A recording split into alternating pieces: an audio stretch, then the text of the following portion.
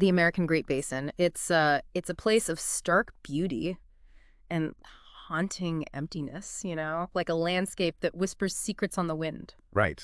and scattered across this vastness.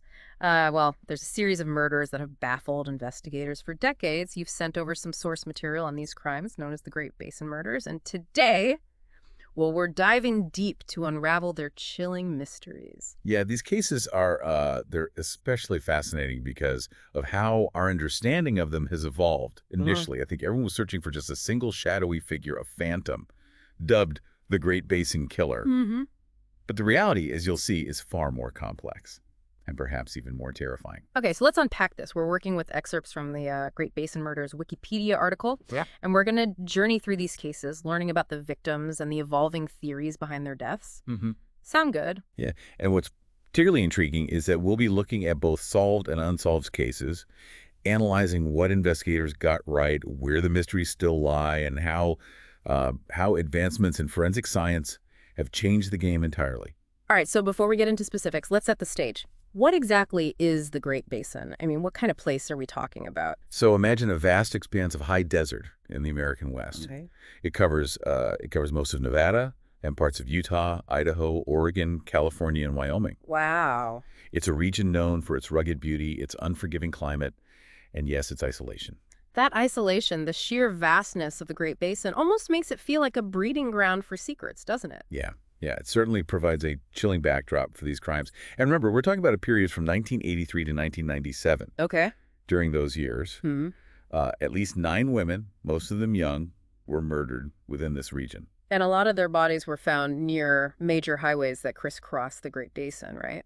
Exactly. Yeah. Which in an era when hitchhiking was still somewhat common, particularly among young people seeking adventure or escaping difficult circumstances, well, it painted a very disturbing picture. Thinking about the vulnerability of someone hitchhiking alone in such a desolate place, it really sets the stage for the unsettling nature of these crimes. So, what kind of patterns did investigators see emerging? So the initial assumption was that they were dealing with a single serial killer, the Great Basin Killer, right? Right. The victims were mostly young women, and many were last seen near highways. But the methods of killing varied: strangulation, stabbing, shooting, and some victims were sexually assaulted while others weren't. So the variation in the MO, that's what initially fueled the idea of one killer, trying to connect those seemingly disparate dots. Precisely. But then you have the added element of some bodies being posed after death. Right. That introduced a psychological layer that further complicated the picture. Posing the victims, it implies a level of control, maybe even a twisted sense of artistry or a desire to send a message, doesn't it? Exactly. And that's one of the details that investigators initially latched onto, trying to find a signature that would link all the cases together. But eventually, this understanding of one Great Basin killer shifted, didn't it? Yeah, that's where this deep dive takes a fascinating turn. Okay. As investigators delved deeper, analyzed more evidence, and collaborated across state lines, well, they began to suspect that multiple killers were operating in the region. Multiple serial killers in the same area, around the same time. It seems almost statistically improbable, doesn't it? What could have made this region a draw for that kind of activity? That's a question that continues to intrigue criminologists. Was it the vastness of the Great Basin, the ease of crossing state lines, the transient nature of the population, the perception of isolation as a shield for criminal activity? Yeah. We may never have a definitive answer, but it's a question worth pondering as we examine the individual cases. Okay, so let's start piecing together this puzzle. We know there are at least 9 confirmed victims. Where should we begin in this timeline of tragedy? Chronologically, the first confirmed victim is Janelle Johnson. In 1983, she was 23 years old, hitchhiking from Denver to Riverton, Wyoming. Imagine setting out on a journey full of hope for a fresh start or a new adventure, and then encountering this unimaginable darkness. It speaks to the trust that people placed in strangers back then, doesn't it? Yeah. A trust that, in many cases, was tragically misplaced. So what happened to Janelle? She was last seen alive at a truck stop in Sinclair, Wyoming. Okay. About 2 weeks later, her body was discovered in Fremont County. Oh, wow. She had been raped and murdered. And her body was partially uncovered by storm drains, right? Almost like nature itself was trying to bring her case to light. It's a detail that chills me to the bone. And it highlights the cruelty of fate, of chance. Yeah. Because here's the thing. Forensic scientists found traces of seminal fluid and bite marks on her body. Potentially crucial evidence. But then the unthinkable happened. What? The samples of her killer's bodily fluids were stored in a refrigerator that malfunctioned, Oh, no. rendering them unusable. That's a devastating blow. Imagine the frustration for investigators knowing that they might have had a key piece of the puzzle, but it was lost due to a simple equipment failure. Right. It makes you wonder how many other cases might have been solved if technology had been more advanced back then. Absolutely. It speaks volumes about how advancements in forensic science have revolutionized criminal investigations. Who knows what secrets that DNA might have held? Yeah. Perhaps one day, with new techniques, they'll be able to extract viable information from those degraded samples. Hopefully. But for now, Janelle Johnson's case remains unsolved. A cold case, shrouded in both tragedy and the tantalizing possibility of what might have been. So who's next in this timeline of the Great Basin Murders? 5 years after Janelle's murder in 1988, we have the case of Lisa Marie Kimmel. She was just 18 years old, driving from Denver to Billings, Montana. Okay. In her black Honda CRX with the personalized license plate IL Miss. That license plate, it almost personalizes her tragedy, doesn't it? It evokes a sense of youth, of innocence lost. Yeah. It's a reminder that these victims were real people with hopes and dreams. It's so important to remember that. To see beyond the case files and recognize the human lives that were cut short. So what happened to Lisa? She vanished. Her family and friends were frantic. And then 8 agonizing days after she was last seen, Yeah. 2 fishermen made a grim discovery. Oh, no. Her body was found in the North Platte River near Casper, Wyoming. She had been raped, beaten, and stabbed to death. Another young woman, another brutal murder. The parallels to Janelle's case are already evident. Were there any leads in Lisa's case? Anything that might point investigators in the right direction? Well, there was one particularly strange detail. Okay. After Lisa's body was found and she was laid to rest, a note was left on her grave. Really? It was signed Stringfellow Hawk. Stringfellow Hawk. That's a character from the TV show Airwolf, isn't it? You got it. Wow. It's an odd detail, to say the least. Was it a prank? A bizarre attempt at a red herring? A genuine clue that investigators misconstrued? Yeah. We may never know the true meaning behind it, Right. but it adds another layer of mystery to an already heartbreaking case. It makes you wonder about the psychology of someone who would do something like that. Is it a sign of guilt, a need for attention, or something else entirely? So, was Lisa's killer ever caught? Yes, but it took over 16 years. Wow. In 2004, a man named Dale Wayne Eaton was convicted of her murder. Dale Wayne Eaton. That name will become significant as we delve deeper into these cases, won't it? He's a pivotal figure in this story, and his case will reveal disturbing patterns that extend beyond Lisa's murder. Okay, we're already starting to see the web of these murders getting more complex. Right. 2 young women, both victims of brutal crimes, their lives tragically cut short, and we're just getting started. Who's next in this tragic timeline? In March of 1989, just a year after Lisa's murder, another young woman vanished. Her name was Vicki Lynn Perkins, and she was 19 years old when she disappeared from Portland, Oregon. Another young woman gone missing. It's a pattern that's becoming all too familiar. But was her case definitively linked to the Great Basin Murders? Months after her disappearance, her body was found in Emery County, Utah, right near Interstate 70. Okay. The remains were badly decomposed, but investigators were able to use fingerprints to identify her. So geographically, at least, her case fits. But sadly, it seems, another life lost without answers. Was her killer ever found? No. Sadly, like Janelle Johnson's case, Vicki Lynn Perkins' murder remains unsolved. 2 unsolved cases already, with the specter of multiple killers potentially at play. It's a chilling thought, knowing that whoever took these young lives might still be out there. Okay, what happened next? Where does our investigation lead us? Our next case takes us to a couple, Patricia Candace Walsh and Douglas Scott Siskowski, both 24 years old. They went missing in 1989, shortly after leaving Seattle, Washington, possibly seeking a fresh start or a new adventure together. A young couple starting their lives together and then vanishing. It just adds another layer of heartbreak to this already grim story. And what makes this case even more unsettling is that their bodies were found in separate states. Really? Douglas's remains were discovered in January 1990 in Ozona, Texas, near Interstate 10. Oh, wow. Patricia's skeletal remains were found even earlier, in October 1989, in Millard County, Utah. Different states. It almost confirms the theory of multiple killers operating in the region, doesn't it? Did investigators ever find the person responsible for their deaths? Yes, this one was eventually solved, but not until much later. Okay. In 2012, a man named Robert Ben Rhodes confessed to killing both Patricia and Douglas. Robert Ben Rhodes, another name to add to our list of potential perpetrators. This case is already so complex, but I have a feeling it's about to get even more disturbing. What can you tell us about Rhodes? He was a long-haul truck driver, which, considering the locations of the bodies near highways, immediately raises red flags. Right. But Rhodes' story, as you'll soon discover, is far darker than anything we've encountered so far. Okay, this is getting really intense. We've got 2 unsolved cases, 1 solved case with a confessed killer, and a growing suspicion that we're dealing with multiple perpetrators. It feels like we're just beginning to scratch the surface of this dark and intricate story. Where do we go from here? You're right, we've only just begun to unravel this complex web of crimes. And as we delve deeper into Robert Ben Rhodes' story, well, you'll see why his case is considered one of the most disturbing chapters in the annals of criminal history. Okay, we ended on a pretty ominous note. What makes Rhodes stand out, even amidst the darkness we've already uncovered? Well, he wasn't just a killer. Yeah. He was a sadist who meticulously planned and relished his acts of cruelty. Remember we mentioned that his truck had a hidden compartment? Right. Well, it wasn't just any hiding place. It was a custom-built torture chamber. A torture chamber in his truck.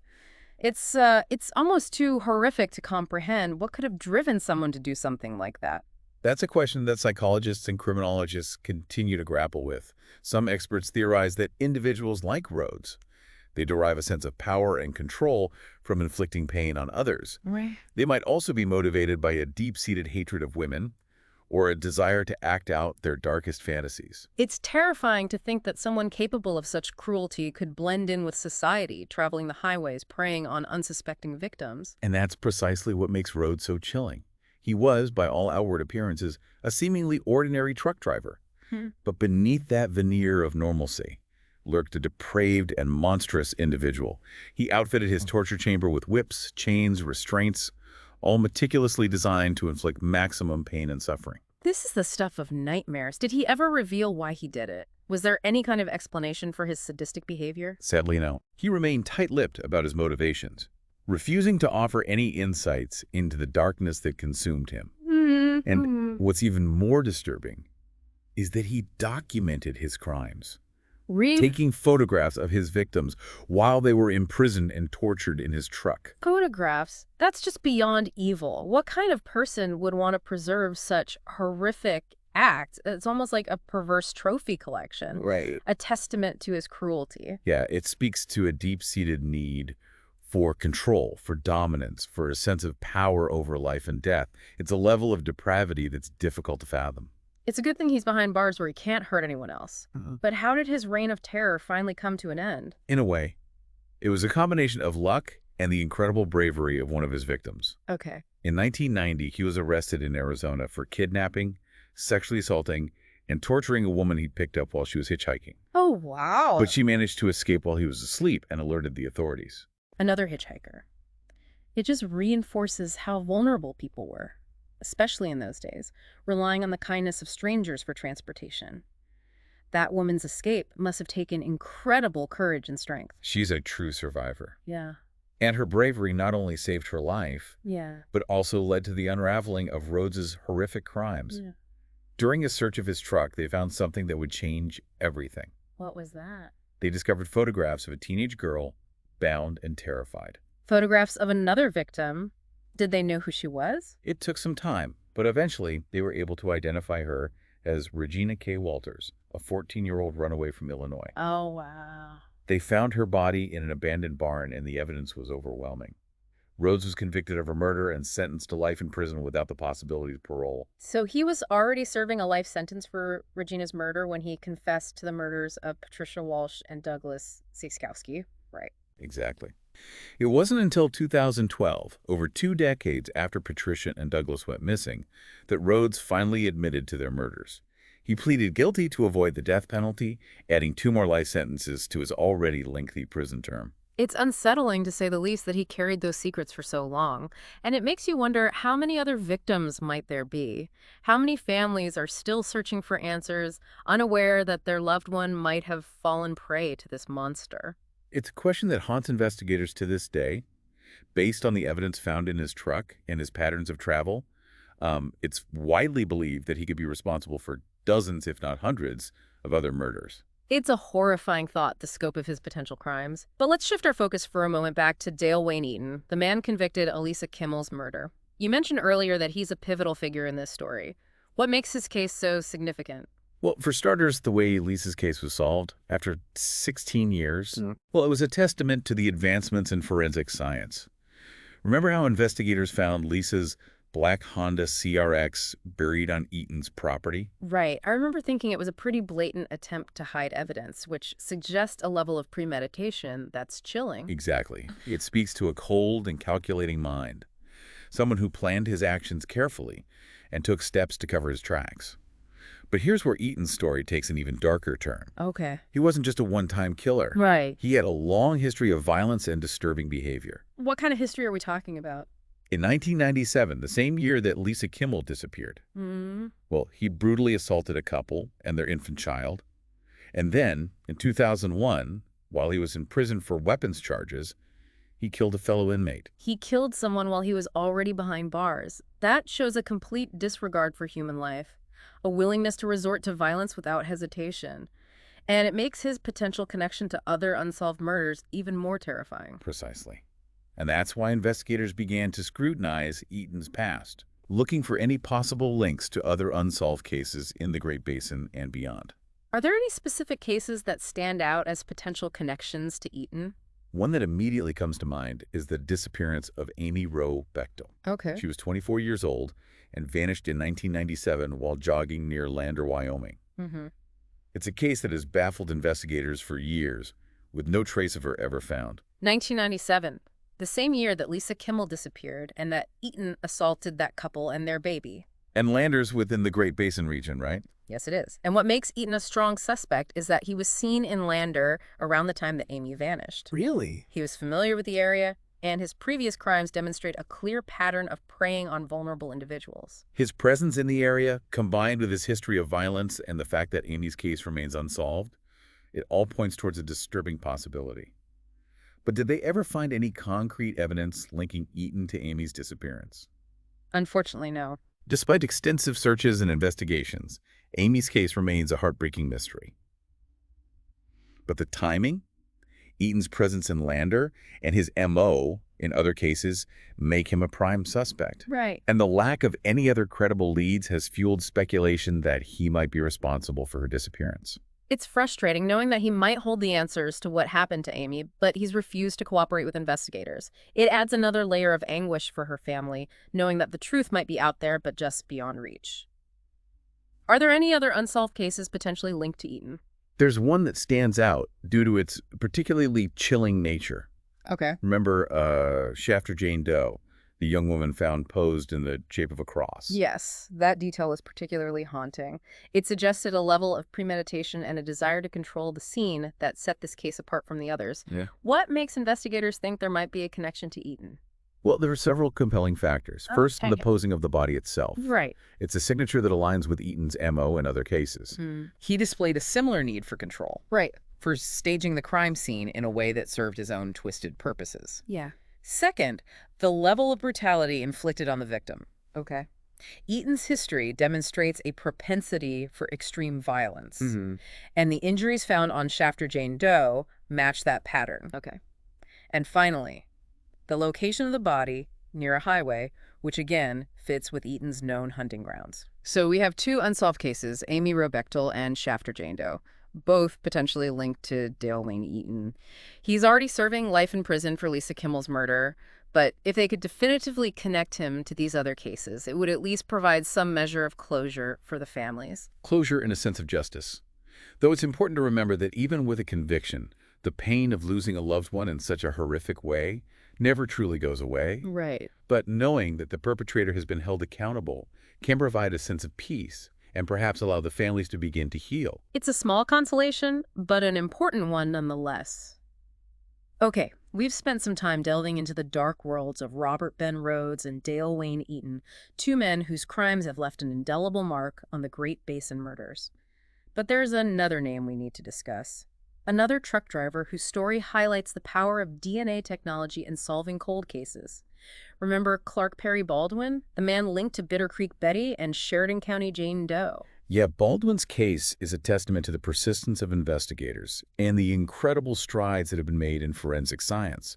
Remember, Bitter Creek Betty was found in 1992, but it wasn't until 2014 that DNA technology finally linked her case to Sheridan County Jane Doe. It took over 20 years for those two cases to be connected. It makes you wonder how many other cold cases might be solved in the future as DNA technology continues to evolve.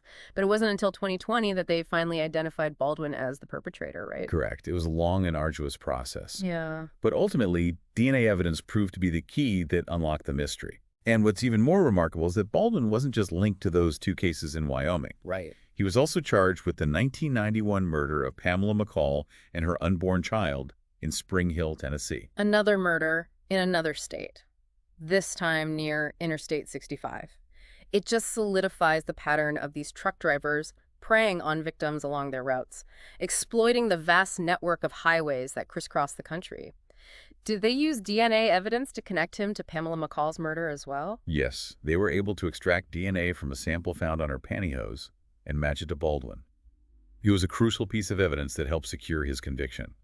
And it serves as a powerful reminder that even decades-old cases can be solved with advancements in forensic science. It's encouraging, in a way, knowing that justice can still be served even after so much time has passed.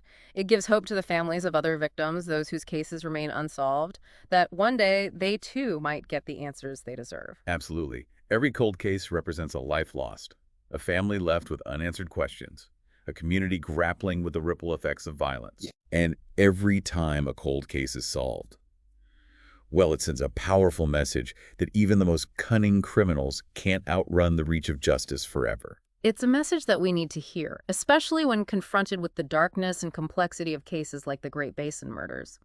So far, we've identified 3 convicted killers: Dale Wayne Eaton, Robert Ben Rhodes, and Clark Perry Baldwin, all of whom operated within the Great Basin region.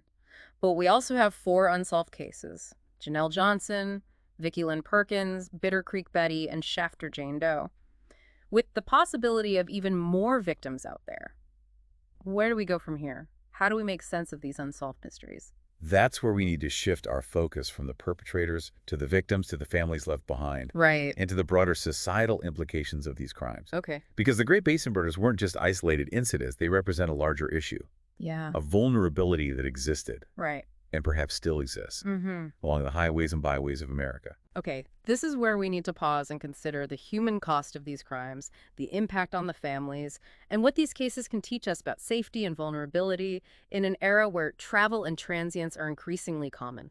We've covered a lot of ground already, but it feels like we're just beginning to understand the true depth and complexity of the Great Basin murders.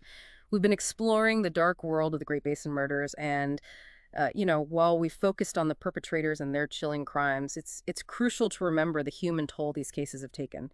Behind every victim's name, there's a family grappling with unimaginable loss, a void that can never truly be filled. Yeah, you're absolutely right. We can analyze the facts and the evidence, but we can never truly grasp the depth of suffering endured by the families of these victims. The years, sometimes decades, of not knowing, of searching for answers, of clinging to hope while battling despair. It's a weight that most of us can't even fathom. And even when a case is solved, the families still carry the scars of that trauma, the knowledge that their loved ones suffered a horrific fate. The justice system can offer a sense of closure, but it can never erase the pain.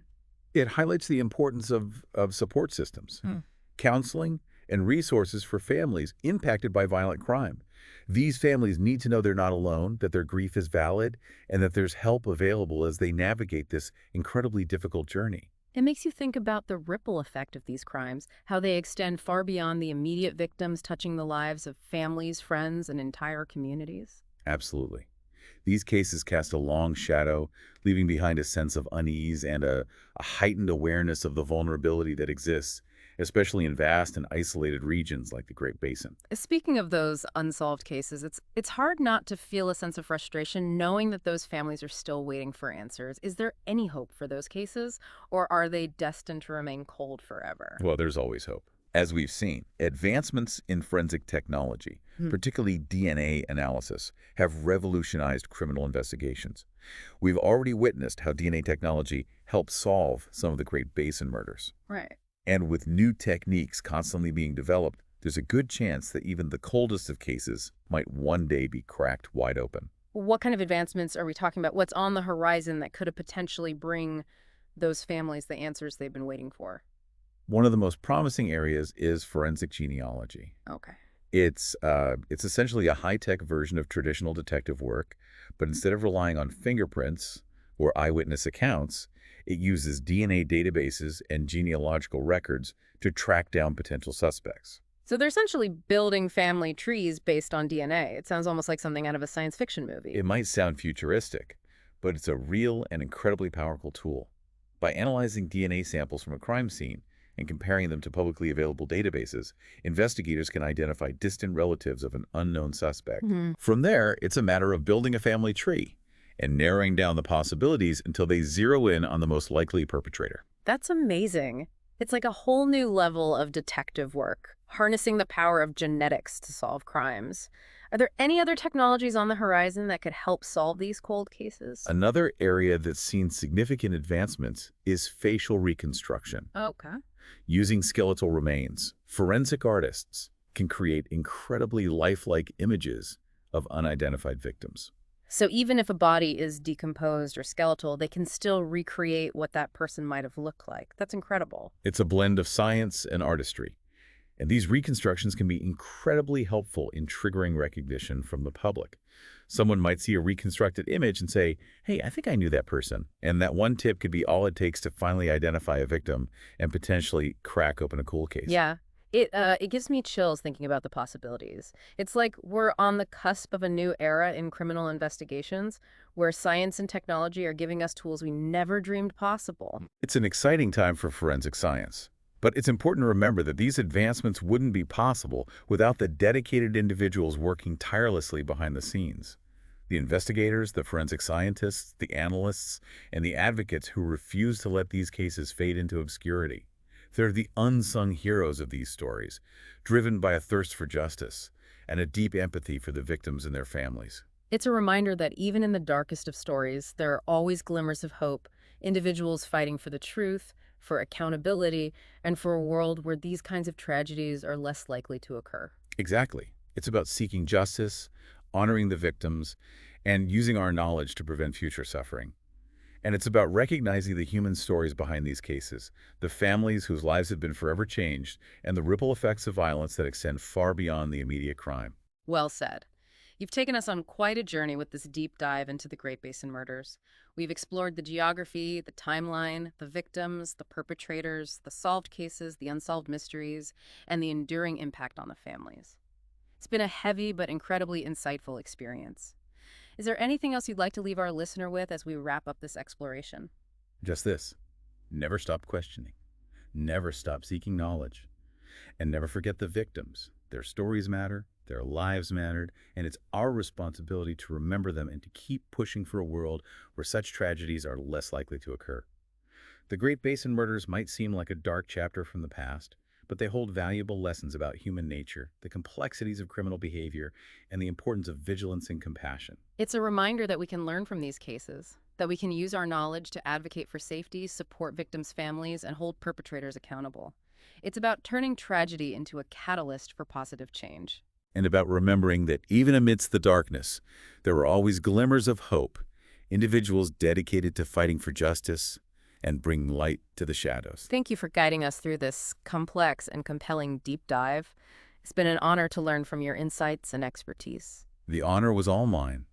And to our listener, thank you for joining us on this journey. Remember, knowledge is power. Keep exploring, keep learning, and keep those critical thinking skills sharp.